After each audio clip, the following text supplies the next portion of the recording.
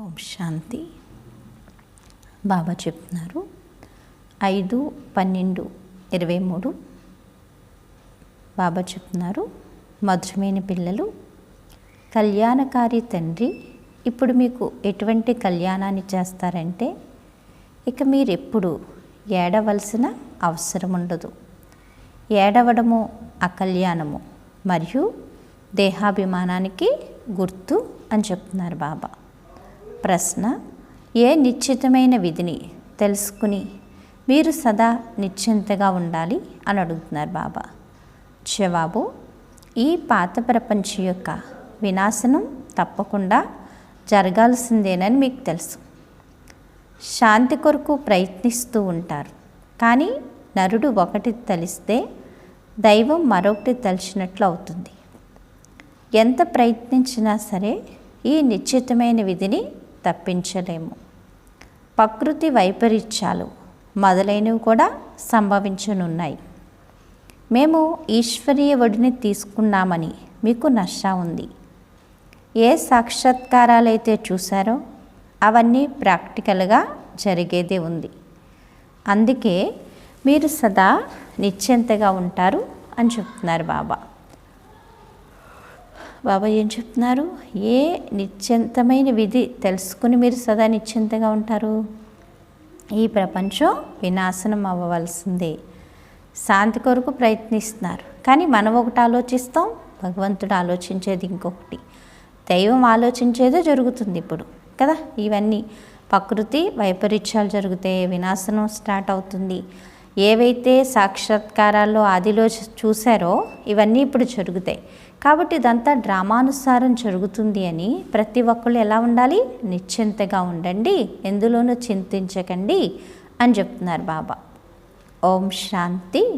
విశ్వంలో మనుషుల బుద్ధిలో భక్తి మార్గానికి సంబంధించిన మహిమయే ఉంది. ఎందుకంటే ఇప్పుడు భక్తి మార్గం కొనసాగుతుంది, కానీ ఇక్కడ భక్తి యొక్క మహిమ లేదు. ఇక్కడ తండ్రి యొక్క మహిమ ఉంటుంది. ఏ తండ్రి నుండి అయితే ఇంతటి ఉన్నతమైన వారసత్వం లభిస్తుందో ఆ తండ్రి యొక్క మహిమను చెయ్యాలి అని చెప్తున్నారు బాబా. భక్తిలో సుఖం లేదు, భక్తిలో ఉంటూ కూడా స్వర్గాన్నే తలుచుకుంటారు కదా. మనుషులు మరణించినప్పుడు స్వర్గస్థులయ్యారని అంటారు. మరి అటువంటప్పుడు సంతోషించాలి కదా. స్వర్గంలో జన్మ తీసుకున్నారంటే ఇక ఏడవలసిన అవసరమే లేదు. వాస్తవానికి స్వర్గస్థులయ్యారు అన్నది సత్యం కాదు, అందుకే ఏడుస్తూ ఉంటారు. ఇప్పుడు ఈ ఏడ్చే వారి యొక్క కళ్యాణం ఎలా జరగగలదు? ఏడవడము దుఃఖానికి గుర్తు.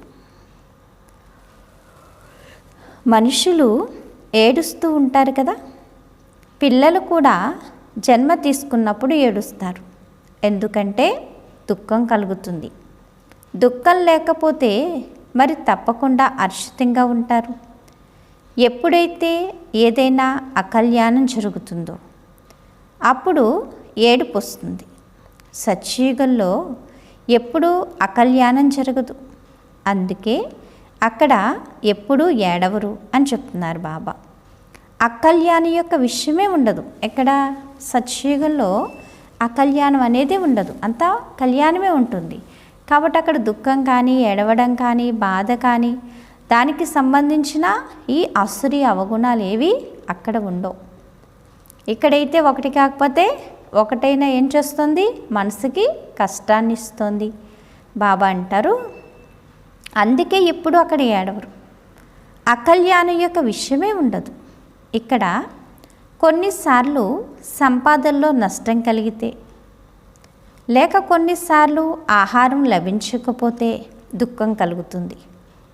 దుఃఖంలో ఏడుస్తారు. మీరు వచ్చి అందరి కళ్యాణం చెయ్యండి అని భగవంతుణ్ణి తలుచుకుంటారు. ఒకవేళ వారు సర్వవ్యాపి అయినట్లయితే కళ్యాణం చెయ్యమని ఎవరిని అడుగుతున్నారు? పరంపిత పరమాత్మను సర్వవ్యాపి అని అనుకోవడం అన్నిటికన్నా పెద్ద పొరపాటు. తండ్రి సర్వుల కళ్యాణకారి. వారొక్కరే కళ్యాణకారి కావున తప్పకుండా సర్వుల కళ్యాణాన్ని చేస్తారు. పరంపిత పరమాత్మ సదా కళ్యాణమే చేస్తారని పిల్లలైనా మీకు తెలుసు. ఇప్పుడు విశ్వ కళ్యాణం చేయడానికి ఆ పరంపిత పరమాత్మ ఎప్పుడు వచ్చారు? విశ్వ కళ్యాణం చేసేవారు ఇంకెవ్వరూ లేరు. తండ్రిని సర్వవ్యాపి అని అనేస్తారు. ఇది ఎంత పెద్ద పొరపాటు.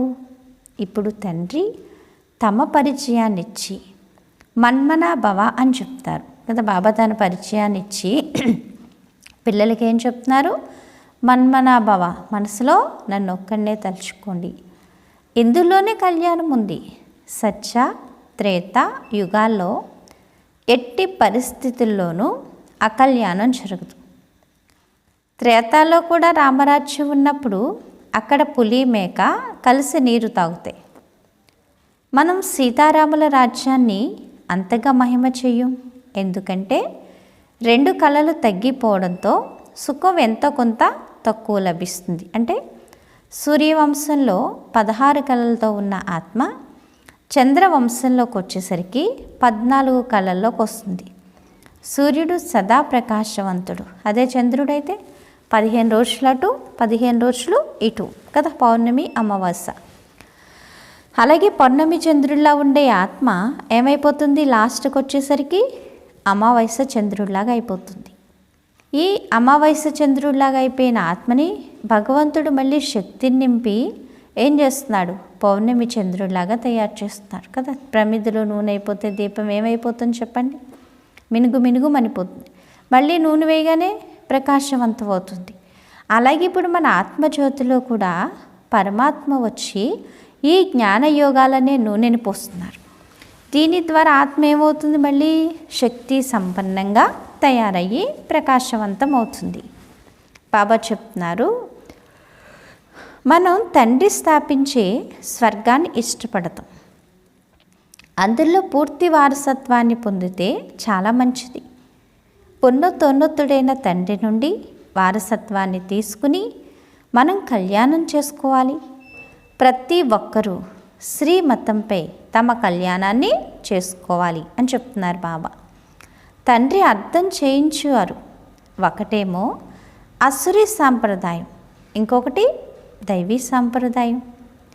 ఇప్పుడు ఒకవైపు రావణ రాజ్యం ఉంది, ఇంకొక వైపు నేను దైవీ సాంప్రదాయాన్ని స్థాపన చేస్తున్నాను. ప్రస్తుతం దైవీ సాంప్రదాయం ఉందని కాదు, అసురీ సాంప్రదాయాన్ని నేను దైవీ సాంప్రదాయంగా తయారు చేస్తున్నాను కదా. అసురులుగా అయిపోయిన వాళ్ళని బాబా వచ్చి జ్ఞానయోగ ధారణ ద్వారా ఏం చేస్తున్నారు? దేవతలుగా తయారు చేస్తున్నారు. అందుకే ఏం చెప్తారు? నరుడే శ్రీనారాయణుడు, నారియే శ్రీ మహాలక్ష్మిగా తయారవుతుంది అని చెప్పి. దైవీ సాంప్రదాయం అయితే సత్యుగంలో ఉంటుందని అంటారు. తండ్రి అంటారు, ఈ అసురీ సాంప్రదాయాన్ని దైవీ సాంప్రదాయంగా భవిష్యత్తు కొరకు తయారు చేస్తాను. ఇప్పుడు ఉన్నది బ్రాహ్మణ సాంప్రదాయం, దైవీ సాంప్రదాయం తయారవుతూ ఉంది. బాబా చెప్తారు కదా, మనుషుల నుండి దేవతలుగా తయారు చేయడానికి భగవంతునికి ఎంతో సమయం పట్టదు అని గురునానక్ కూడా అన్నారు. కానీ ఏ మనుషులను దేవతలుగా తయారు చేస్తారు? వారికి డ్రామా ఆది మధ్యాంతరాల గురించి తెలీదు. సృష్టి ఆదిలో ఏ లక్ష్మీనారాయణులైతే శ్రేష్టాచార్యులుగా ఉండేవారో వారికి కూడా ఆది మధ్యాంతరాల గురించి తెలియదు. వారు త్రికాలదర్శులు కాదు. అంతకుముందు జన్మలో త్రికాలదర్శులుగా స్వదర్శన చక్రధారీలుగా ఉండేవారు. అప్పుడు ఈ రాజ్య పదవిని పొందారు. అంటే ఎప్పుడు? సత్యుగానికన్నా ముందు, అంటే సంగమయుగంలో. సంగమయుగంలో ఈశ్వరుని ద్వారా రాజ్యాన్ని పొందారు. సృష్టి ఆది మధ్య అంతరహస్యాలు తెలుసుకున్నారు. స్వదర్శన చక్రధారీలుగా అయ్యారు. అప్పుడు కొత్త రాజ్యంలో దేవతలుగా అయ్యారు. అంటే ఇక్కడ నరుడిగా ఉండి దైవీ లక్షణాలు నింపుకుని స్వర్గంలో దేవతలుగా అయ్యారు. బాబా అంటారు ఈ రాజ్య పదవిని పొందారు. వారేమో స్వదర్శన చక్రాన్ని విష్ణువుకు చూపించారు. కావున బ్రాహ్మణులు స్వదర్శన చక్రధారులు అన్న విషయాన్ని కూడా అర్థం చేయించాలి. అప్పుడు మనుషులు ఆశ్చర్యపోతారు. వారైతే శ్రీకృష్ణుణ్ణి మరియు విష్ణువును కూడా స్వదర్శన చక్రధారి అని అనేస్తారు. విష్ణువు యొక్క 2 రూపాలు ఈ లక్ష్మీనారాయణులని వారికి తెలియదు. మనకు కూడా ఇంతకుముందు తెలియదు. మనుషులైతే ప్రతి విషయంలోనూ విధి అని అంటారు. ఏదైతే జరగనున్నదో దాన్ని ఎప్పుడూ తప్పించలేరు కదా. ఏదైతే జరగనున్నదో దాన్ని ఎవరూ తప్పించలేరు. ఇది డ్రామా, ఫిక్సెడ్, కల్పకల్పం జరుగుతుంది, ఇప్పుడు జరుగుతుంది. ఇందులో ఏది ఎవరూ ఆప్ చేయలేరు. అందుకని మనం ఏం చేయాలి, ప్రతి దాంట్లోనూ మంచినే తీసుకోవాలి. బాబా పిల్లలకి ఏం చెప్తారు, జరిగిపోయింది మంచిది, జరుగుతున్నది మంచిది, జరగబోయేది ఇంకా ఇంకా మంచిది అని ఎప్పుడైతే అనుకుంటామో ప్రతి దాంట్లోనూ కూడా మనకి మంచి జరుగుతుంది. మరి మొట్టమొదట తండ్రి పరిచయాన్ని ఇవ్వాలా లేక డ్రామా రహస్యాన్ని అర్థం చేయించాలా? అర్థం చేయించేటప్పుడు కూడా బాబా స్మృతి ఉండాలి. మొట్టమొదట తండ్రి పరిచయాన్ని ఇవ్వాలి. ఫస్ట్ ఎవరి పరిచయాన్ని? తండ్రి పరిచయాన్ని ఇవ్వాలి. తండ్రి ఎవరు, ఆయనకి మనకి ఉండే సంబంధం ఏంటి, భగవంతుడు వచ్చి మనకి ఏమి ఇస్తున్నాడు అనేది మనం తెలుసుకుంటేనే అప్పుడు డ్రామా రహస్యం అర్థమవుతుంది. అనంతమైన తండ్రి అయిన శివ్ బాబా అయితే ప్రసిద్ధమైన వారు. రుద్ర బాబా అని కూడా అనరు, శివ్ బాబా ప్రసిద్ధమైన వారు. తండ్రి అర్థం చేయించారు. ఎక్కడెక్కడైతే భక్తులు ఉంటారో వారికి వెళ్ళి అర్థం చేయించండి. హిమాలయాల వయసు ఇన్ని కోట్ల సంవత్సరాలని మనుషులు అంటారు. ఈ విషయాన్ని వార్తాపత్రికల్లో చదివాము. ఇప్పుడు హిమాలయాలకు ఏమైనా వయసు ఉందా? ఇవి సదా ఉండనే ఉన్నాయి. హిమాలయాలు ఎప్పుడైనా మాయమవుతాయా? అవో కదా, ఎప్పుడు అక్కడే ఉంటాయి కదా. ఈ భారత్ కూడా అనాదియే. ఇది ఎప్పుడూ రచింపబడింది అంటూ దీని వయసు కనుగొనలేరు. అలాగే హిమాలయాల గురించి కూడా ఇది ఎప్పటి నుండాయి అన్నది చెప్పలేరు. ఈ హిమాలయ పర్వతాల వయసును లెక్కించలేరు.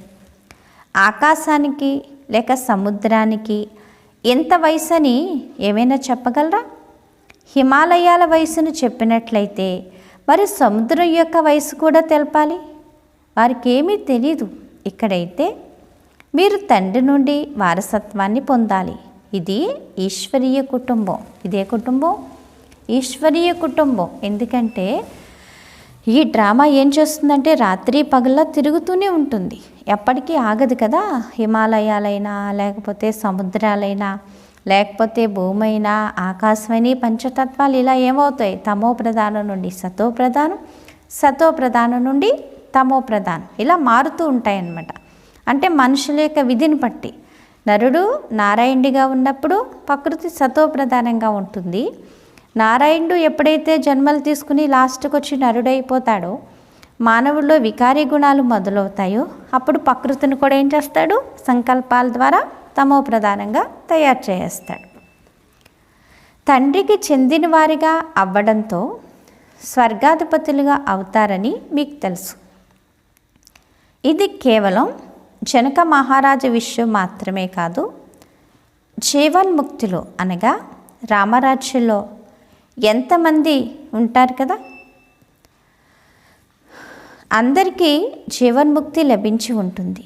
బాబా అంటారు, మీరు క్షణంలో ముక్తి జీవన్ముక్తులు పొందే పురుషార్థులు. మీరు పిల్లలుగా అయ్యారు, మా అమ్మ బాబా అని అంటారు. జీవన్ముక్తి అయితే లభిస్తుంది కదా. ప్రజలైతే లెక్కలేనంతమంది తయారవుతూ ఉంటారని అర్థం చేసుకోగలరు అని చెప్తున్నారు బాబా. రోజు రోజుకు ప్రభావం అయితే వెలువడేదే ఉంది కదా. ఈ ధర్మాలను స్థాపన చేయడం చాలా కష్టం. వారైతే పైనుండి వచ్చి స్థాపన చేస్తారు. వారి వెనుక వారంతా పైనుండి వస్తూ ఉంటారు. ఇక్కడైతే ఒక్కరిని రాజ్యభాగ్యం పొందేందుకు యోగ్యులుగా చేయాల్సి ఉంటుంది. యోగ్యులుగా తయారు చేయడం తండ్రి పని. ఎవరైతే ముక్తి జీవన్ముక్తులకు యోగ్యులుగా ఉండేవారో వారందరినీ మాయ అయోగ్యులుగా చేసేసింది. పంచతత్వాలు కూడా అయోగ్యంగా అయిపోయాయి. మళ్ళీ యోగ్యంగా తయారు చేసేది తండ్రి.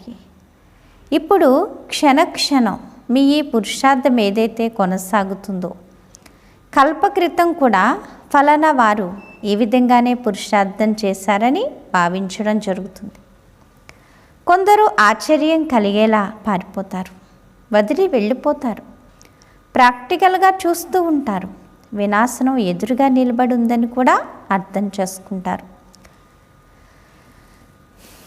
డ్రామా అనుసారంగా అందరూ పాత్రలోకి రావాల్సి ఉంటుంది. నరుడు ఒకటి తలిస్తే దైవం మరొకటి తలిచినట్లు అవుతుంది. వారు శాంతి ఏర్పడాలని కోరుకుంటారు, కానీ విధిలో ఏముంది అనేది పిల్లలైన మీకు తెలుసు. మీరు సాక్షాత్కారాల్లో చూశారు. వారు వినాశనం జరగకూడదని ఎంతగా తల బాదుకున్నా కానీ ఈ విధిని తప్పించలేరు. భూకంపాలు, ప్రకృతి వైపరీత్యాలు సంభవిస్తాయి. వారు ఏం చేయగలరు? ఎవరైనా ఆపగలరా? ఎవ్వరూ ఆపలేరు.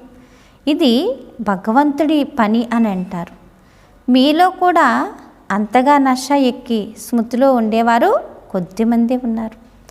అందరూ అయితే సంపూర్ణం అవ్వలేదు, అయ్యారా? ఇంకా తయారవ్వలేదు.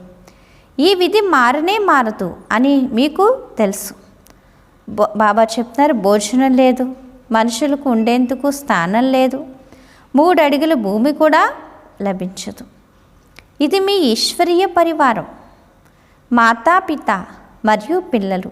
తండ్రి అంటారు, నేను పిల్లల ఎదుటే ప్రత్యక్షమవుతాను, పిల్లలకు నేర్పిస్తాను. పిల్లలు కూడా మేము తండ్రి మతంపై నడుస్తామని అంటారు. తండ్రి కూడా నేను పిల్లల సన్ముఖంలోకి వచ్చే మతాన్ని ఇస్తాను అని అంటారు. పిల్లలు అంటారట, మేము బాబా సలహా ప్రకారంగానే నడుస్తాము అని.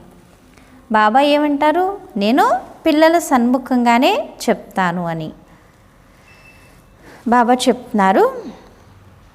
తండ్రి కూడా నేను పిల్లల సన్ముఖంలోకి వచ్చే సలహా ఇస్తాను అని అంటారు. పిల్లలే అర్థం చేసుకుంటారు కదా. ఎవరు వింటారు చెప్పండి? తండ్రి మాట పిల్లలే వింటారు. ఎవరైనా అర్థం చేసుకోకపోతే వదిలేయండి. ఇందులో కొట్లాడే విషయమేమీ లేదు. మనం తండ్రి పరిచయాన్ని ఇస్తాము. తండ్రి అంటారు, నన్ను స్మృతి చేస్తున్నట్లయితే వికర్మలు వినాశనం అవుతాయి, మరియు స్వదర్శన చక్రాన్ని స్మృతి చేసినట్లయితే చక్రవర్తి రాజులుగా అవుతారు. మన్మనాభవ మజ్జాజీభవ అర్థం కూడా ఇది. తండ్రి పరిచయాన్ని ఇవ్వండి, తద్వారా రచయిత మరియు రచనల రహస్యాన్ని అర్థం చేసుకుంటారు. ముఖ్యమైన విషయం ఇదొక్కటే. గీతలో ముఖ్యమైనది ఒక్క పొరపాటే. తండ్రి అంటారు, కళ్యాణకారినైన నేనే వచ్చి కళ్యాణం చేయాలి, ఇకపోతే శాస్త్రాల ద్వారా కళ్యాణం జరగదు. ముందైతే భగవంతుడు ఒక్కరే అన్నది నిరూపించాలి. మీరు వారిని తలుచుకుంటారు, కానీ వారి గురించి తెలియదు. తండ్రిని స్మృతి చేయాలంటే పరిచయం కూడా కావాలి కదా. పరిచయం లేకుండా ఎవరినైనా తలుచుకుంటామా? ఎవరినైనా తలుచుకోవాలంటే వాళ్ళ వల్ల మనకే ఉండాలి, వాళ్ళ కోసం తెలుసుండాలి, వాళ్ళకి మనకి స్నేహం ఉండాలి. అప్పుడే వాళ్ళు మనం తలుచుకుంటాం. వారు ఎక్కడ ఉంటారు, వస్తారా లేక రారా అనేది తెలియాలి కదా. భగవంతుడు ఎవరు, ఆయనకి మనకి సంబంధం ఏంటి, ఆయన ఎక్కడుంటారు, మనం ఎక్కడి నుంచి వచ్చాం, మళ్ళీ మనం ఎక్కడికి వెళ్ళాలి, మన యొక్క గమ్యం ఏంటి, మనం ఈ విషయాలన్నీ తెలుసుకున్నప్పుడే ఆయన తలుచుకోగలుగుతాం. బాబా అంటారు, వస్తారా లేక రారా అనేది తెలియాలి. తండ్రి వారసత్వాన్ని తప్పకుండా ఇక్కడి కొరకే ఇస్తారా లేక అక్కడి కొరకు ఇస్తారా? తండ్రి అయితే సన్ముఖంగా కావాలి కదా. బాబా అయితే సన్ముఖంగా వచ్చారు. శివరాత్రిని కూడా జరుపుకుంటారు. శివుడు సర్వాత్మలకు ఉన్నతమైన తండ్రి. వారు రచయిత, కొత్త జ్ఞానాన్ని ఇస్తారు. సృష్టి చక్రం యొక్క ఆది మధ్యంతరాల గురించి వారికి తెలుసు. వారు ఉన్నతమైన టీచరు. వారు మనుషులను దేవతలుగా తయారు చేస్తారు, రాజయోగాన్ని నేర్పిస్తారు. మనుషులు ఎప్పుడూ రాజయోగాన్ని నేర్పించలేరు.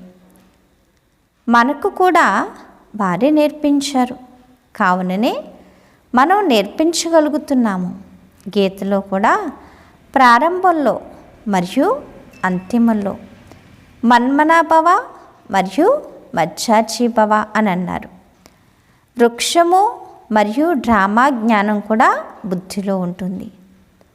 వివరంగా అర్థం చేయించవలసి ఉంటుంది అని చెప్తున్నారు బాబా కదా. కల్పవృక్షం కోసం ఈ 84 జన్మల యొక్క డ్రామా యొక్క చక్రం యొక్క రహస్యాన్ని ఏం చేయాలి? వివరంగా అర్థం చేయించాలి. చివరిగా మళ్ళీ ఒకటే విషయం వస్తుంది, తండ్రిని మరియు వారసత్వాన్ని స్మృతి చేయండి. బాబా ఏం చెప్తున్నారు? అన్నీ కాదు, తండ్రిని స్మృతి చేయండి, వారసత్వాన్ని స్మృతి చేయండి. ఇక్కడైతే ఒక్కటే విషయం ఉంది, మనం విశ్వాధిపతులుగా అవుతాము. విశ్వ కళ్యాణకారియే విశ్వాధిపతులుగా తయారు చేస్తారు, స్వర్గాధిపతులుగా తయారు చేస్తారు. బాబా అంటారు కదా, బాబా ఏం చెప్తున్నారు పిల్లలకి? ఇక ఉన్నది ఒకటే విషయం, ఏంటది? మనం విశ్వాధిపతులుగా అవుతాము. విశ్వ కళ్యాణకారి అయిన తండ్రియే వచ్చి మనల్ని విశ్వాధిపతులుగా స్వర్గాధిపతులుగా తయారు చేస్తున్నారు. ఇంకేం కావాలి మరి? అంతేకాని నరకాధిపతులుగా ఏమైనా తయారు చేస్తారా? చెప్పండి, తయారు చేస్తారా? చేయరు కదా. నరకానికి రచయిత ఎవరు? రావణుడు. స్వర్గానికి రచయిత ఎవరు మరి? తండ్రి అన్నది ప్రపంచానికైతే తెలియదు. ఇప్పుడు తండ్రి అంటారు, మృత్యువు ఎదురుగా నిలబడింది, అందరిది వానప్రస్థ అవస్థ. నేను తీసుకువెళ్ళడానికి వచ్చాను. నన్ను స్మృతి చేసినట్లయితే వికర్మలు ఏమైపోతాయి? వినాశనం అయిపోతాయి అని చెప్తున్నారు బాబా. బాబా అంటారు, మురికిగా ఉన్న ఆత్మ శుద్ధంగా అవుతుంది. అప్పుడు మిమ్మల్ని స్వర్గంలోకి పంపిస్తాను. ఈ విషయాలను ఇతరులకు నిశ్చయ బుద్ధితో అర్థం చేయించాలి కదా. ఈ విషయాలను ఎలా చెప్పాలి? నిశ్చయ బుద్ధిగా చెప్పండి. మనం నిశ్చయంతో చెప్తేనే ఎదురు వాళ్ళకి అర్థమవుతుంది. అంతేకాని చిలుక పలుకుల వలె కాదు. చిలక చూడండి, అది ఎక్కడ వద్దంటామో అక్కడే నుంచి ఉంటుంది, మనం ఏమంటామో అదే అంటుంది తిరిగి. అలా కాదు, మనం చేసే అప్పుడు నిశ్చయంతో చెప్పండి అంటున్నారు బాబా. నిశ్చయ బుద్ధి కలవారు ఏడ్చే మరియు దేహాభిమానంలోకి వచ్చే విషయమే ఉండదు. దేహాభిమానం చాలా అశుద్ధంగా చేస్తుంది. ఇప్పుడు మీరు దేహీ అభిమానులు కావండి. శరీర నిర్వహణార్థం కర్మలు చేయండి. వారైతే కర్మ సన్యాసులుగా అవుతారు. ఇక్కడైతే మీరు గృహస్థ వ్యవహారంలో ఉండాలి. పిల్లలను సంభాళించాలి. తండ్రిని మరియు చక్రాన్ని తెలుసుకోవడం చాలా సహజము అని చెప్తున్నారు బాబా. తండ్రికి ఎంతమంది పిల్లలు ఉన్నారు? వారిలో కొందరు సుపుత్రులు, కొందరు కుపుత్రులు ఉన్నారు. పేరును అప్రతిష్ట పాలు చేస్తారు, నల్ల ముఖం చేసుకుంటారు. తండ్రి అంటారు, నల్ల ముఖం చేసుకున్నారంటే కుల కలంకితులుగా అవుతారు. ఈ కామచిత్తి కారణంగా మీరు నల్లగా అయిపోయారు అని చెప్తున్నారు బాబా. బాబా అంటారు, కామచిత్తిపై కాలి మరణించకూడదు. కామం యొక్క తేలికపాటి నశ కూడా ఉండకూడదు. సన్యాసులు మొదలైన వారు తమ అనుచరులకు ఈ విధంగా చెప్తారు. వారు వాస్తవికంగా అనుచరులుగా లేరు. తండ్రి అయితే అందరికీ సత్యమైన విషయాలను అర్థం చేయిస్తారు. తండ్రి అంటారు, నన్ను స్మృతి చేయండి బాబా, మేము మీ మతంపై నడుస్తూ స్వర్గవాసీలుగా అవుతాము అని మీరు గ్యారంటీ ఇచ్చారు. తండ్రి అంటారు, పిల్లలు మరి మీరు విష వికారాలనే మురికిలోకి పడాలనే ఆలోచన ఎందుకు చేస్తున్నారు?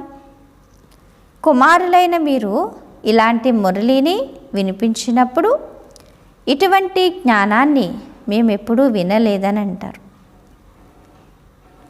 మందిరాల్లోని ముఖ్యమైన వారిని పట్టుకోవాలి, చిత్రాలను తీసుకువెళ్ళాలి. ఈ త్రిమూర్తి మరియు వృక్షం యొక్క చిత్రాలు దిల్వాడా చిత్రాలే. పైన దైవీ వృక్షం ఉంది. ఇకపోతే దైవీ వృక్షం ఏదైతే గతించిపోయిందో దాన్ని చూపిస్తారు. ఇటువంటి సేవను ఎవరైనా చేసి చూపిస్తే వీరు అద్భుతం చేశారని బాబా మహిమ చేస్తారు. ఏ విధంగా బాబా రమేష్ను మహిమ చేస్తారు? ప్రదర్శనీ రూపంలో విహంగ మార్గపు సేవ యొక్క మోడల్ను చక్కగా కనుగొన్నారు. ఇక్కడ కూడా ప్రదర్శన చేద్దాము, చిత్రాలైతే చాలా బాగున్నాయి అని చెప్తున్నారు బాబా. బాబా అంటారు, ఇప్పుడు చూడండి, ఢిల్లీలో ధార్మిక సమ్మేళనం ఏదైతే జరుగుతుందో వారు కూడా ఐక్యత ఉండాలి అని అంటారు. అందులో అర్థమే లేదు. తండ్రి ఒక్కరే, మిగిలిన వారంతా సోదరి సోదరులు. తండ్రి అన్నవారి నుండి వారసత్వాన్ని తీసుకోవాలి. పరస్పరం కలిసి ఉంటూ పాలు పంచదారల ఎలా ఉండాలి అన్న ఈ విషయాలు అర్థం చేసుకోవాల్సినవి కదా. పరస్పరం కలిసి ఉంటూ ఎలా అయిపోవాలి? పాలు పంచదారలాగా కలిసిపోవాలి. బాబా చెప్తున్నారు, ఎలా ఉండాలన్న ఈ విషయాలు అర్థం చేసుకోవాల్సినవే. ప్రదర్శన యొక్క వృద్ధి కోసం యుక్తులు రచించాలి. ఎవరైతే సేవా రుజువును చూపించరో వారికి సిగ్గుగా అనిపించాలి. ఒకవేళ 10 మంది కొత్తవారు వచ్చి అందులో 8-10 మంది మరణిస్తే ఏమి లాభం ఉన్నట్లు? 10 మంది కొత్తవారు వచ్చి అందులో 8-10 మంది మరణిస్తే ఇంక ఏం లాభం ఉన్నట్లు కదా? ఇంక పెరుగుతారా సంఖ్య? పెరగరు కదా. అలా కాదు కదా, మనం అనుభవం చేసుకోవాలి, మనం ప్రేమను తీసుకోవాలి. ఆ ప్రేమతో ఎదురువాళ్ళకి మనం అర్థం చేయించాలి. అప్పుడే వాళ్ళు బాబాకి ఏమైపోతారు? దీపానికి దీపపు పురుగుల్లాగా భగవంతుడికి బలిహారం అయిపోతారు. అచ్చా, మధురాతి మధురమైన సిక్కేలేదే పిల్లలకు మాతాపిత బాప్దాదాల ప్రియ స్మృతులు మరియు గుడ్ మార్నింగ్. ఆత్మిక పిల్లలకు ఆత్మిక తండ్రి నమస్తే. ధారణ కొరకు ముఖ్య సారము. ఫస్ట్ పాయింట్, శరీర నిర్వహణార్థం కర్మలు చేస్తూ దేహీ అభిమానులుగా ఉండే అభ్యాసం చేయాలి. ఎట్టి పరిస్థితిలోనూ ఏడవకూడదు మరియు దేహాభిమానంలోకి రాకూడదు. సెకండ్ పాయింట్, శ్రీమతంపై స్వయం మరియు ఇతరుల యొక్క కళ్యాణం చేయాలి. సుపుత్రులుగా అయ్యి తండ్రి పేరును ప్రత్యక్షం చేయాలి. వరదానము, వ్యర్థ సంకల్పాలను సమర్థంలోకి పరివర్తన చేసి సహజ యోగిగా అయ్యే సమర్థ ఆత్మభవ.